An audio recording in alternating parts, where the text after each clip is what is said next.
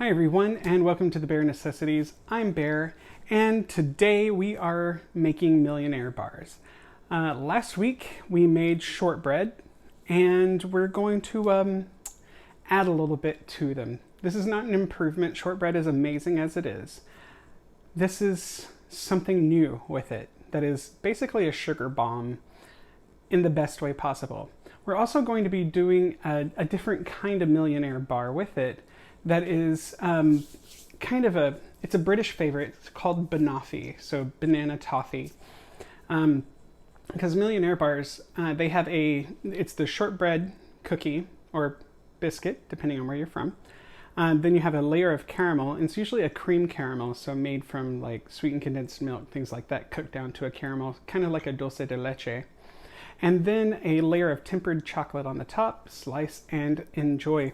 These, some of them will have sliced banana, and then it's a I made for the whole thing, instead of a cream caramel, I made a butterscotch caramel, which you've seen me make a quarter batch of a couple of videos ago, depending on when you're watching this. And that's just butterscotch, same recipe. I just doubled what I did in that recipe. So this is a half batch instead of the quarter batch that I did then. And so let's get started. For the banoffee part, we need some fresh sliced ripe banana. And I have these sliced into 4 sections and then 4, so I have 16 pieces. And I'm just going to put my ripe banana down one of the sections. I have someone in the house who is not a banana fan. I don't know where I went wrong, but here we are. I know, not everybody's a fan. It's okay. It just means more for me. I love them, so yum. And just want to have them nicely laid out. Not too big of gaps or anything, even though, it's nice places for the toffee to get in. And the reason I say toffee is because unlike the butterscotch recipe, which you only cook to 240 degrees Fahrenheit, which is a little under like 125 C, I cooked this to about 255, which is just below what's called soft crack, which is a candy term. So when you're making candy, it means that when the candy cools, it will actually be kind of soft, but still, if you give enough force, it'll break. This is right before it gets to that point. So this will actually set up enough to where you can slice it and it'll hold its shape, but it won't be hard. It'll still be a chewy caramel. And it will be butterscotch because butterscotch is yummy. And then on top of that, I also have some melted chocolate. All I did was temper this chocolate in the microwave. It's about a cup and a half to 2 cups. Should be enough to spread all over. I'm going to get an offset spatula just to kind of help me out here. And I've got my butterscotch here, and it's just warm, which that is still enough to burn you, so be careful. And this butterscotch, I used molasses, but I didn't use as much as I normally would. And instead, I also added a more traditional British ingredient. It's called golden syrup. Something that I was not able to find in these stores here in Texas. No idea why. It's such a common ingredient. And it's actually really super simple to make. And so I did. It turns out it was just some sugar, a little bit of water, just to kind of help the sugar melt, and some lemon juice. That was it. And you cook it at a super low temperature for several hours. I cooked mine for about 2 hours. The recipe says 1 to 2. And it comes out this beautiful golden brown, like an amber color. And it's got this tang to it that is so pleasant because it's sweet, but then it's also got a little bit of a bite that's almost unexpected because it looks just like pancake syrup almost. To those of us here in the States, like that's what it kind of looks like. It's just pancake syrup, but it's so different and so good. So I made about 6 cups of it. I made a double batch of what the recipe called for because I used it half and half with the molasses, which wasn't that much in this recipe anyway. So I only ended up using, I think, maybe a 1/4 cup of the 6 cups. But this is the golden syrup. It's in, excuse me, it's in a blue jar, so it's a little bit harder to see. But just grab my fork. But if you can tell here, it looks a lot like honey. It flows a lot like honey.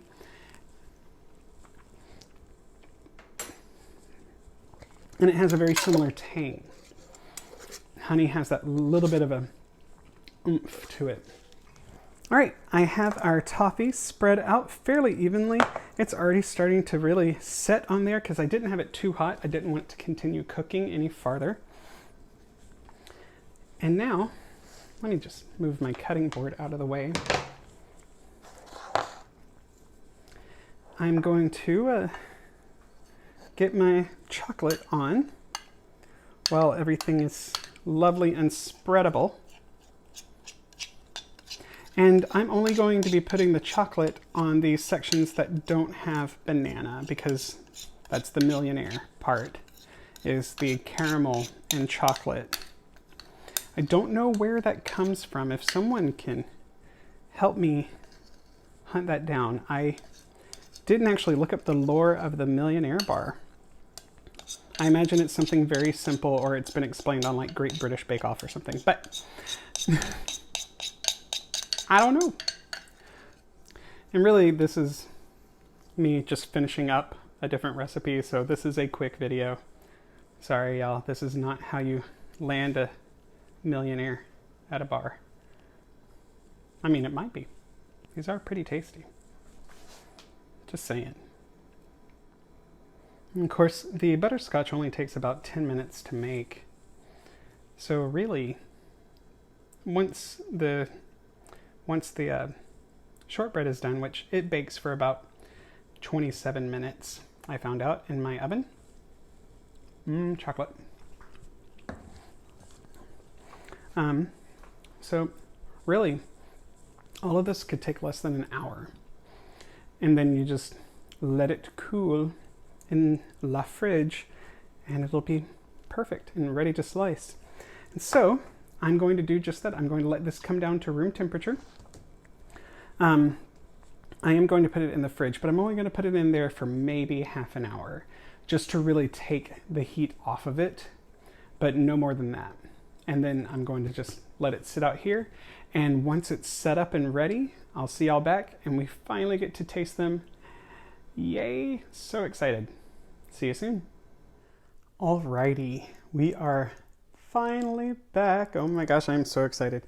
It's been about an hour and a half, so I let them sit in the fridge for half an hour just to, again, take the heat off, just really kind of help them set a little bit faster. Of course, the chocolate was still molten and everything after the half hour because the caramel was still very hot, like when we put everything together.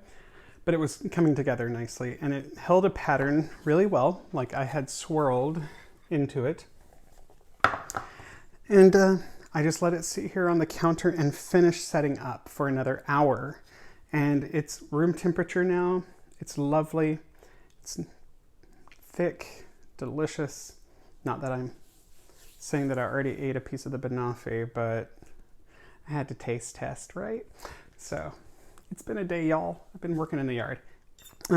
So the Millionaire Bar, I'm going to show you, if you can see, there's the 3 layers. So you've got the shortbread, you've got the caramel, and then you've got the chocolate, that tempered chocolate that we put on top. And the caramel is very chewy. I'm super excited about that. And of course it's a butterscotch. So it is a caramel, but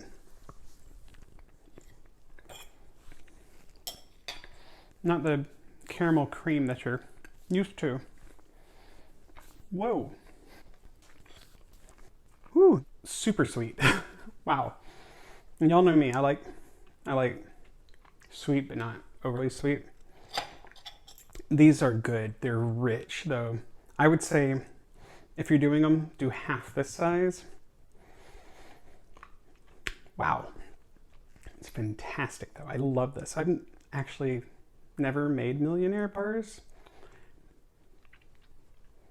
I will have to change that. These are super easy and they're tasty. And now the Banoffee. And now we're going to taste the Banoffee. This is a combo that I've had before. It's actually one of my favorite flavor profiles, that sweet caramel, the salty cookie, because these do have a little bit of extra salt in them. And then the fresh banana. That's delightful. The banana in that. These were right at ripe. A little sweet. Still starchy enough to hold their shape and not just soften with all the heat of the caramel they should have, right? It's lovely. And that's not overly sweet because the butterscotch itself has a bit of a bite from the salt. And then the bar, the shortbread, is not overly sweet either. It doesn't have a huge amount of sweet in it. And it has a little bit of extra salt. So that really helps play off the super sweet of everything else. And you saw how quickly that part went together. Watch the shortbread. It also goes really fast. And it's super easy. So here we are. Maybe if you have dried fruit, sprinkle that in the caramel. Leave the chocolate off. Leave the caramel off. Just chocolate coat these. Make something else with it. Maybe do like a no-bake cheesecake filling. Put that on top. Fresh strawberries in the caramel. That'd be delightful. Make it your own, as always. It's your kitchen. It's your food. You get to tell it what to do. And until I see you all next time, bye.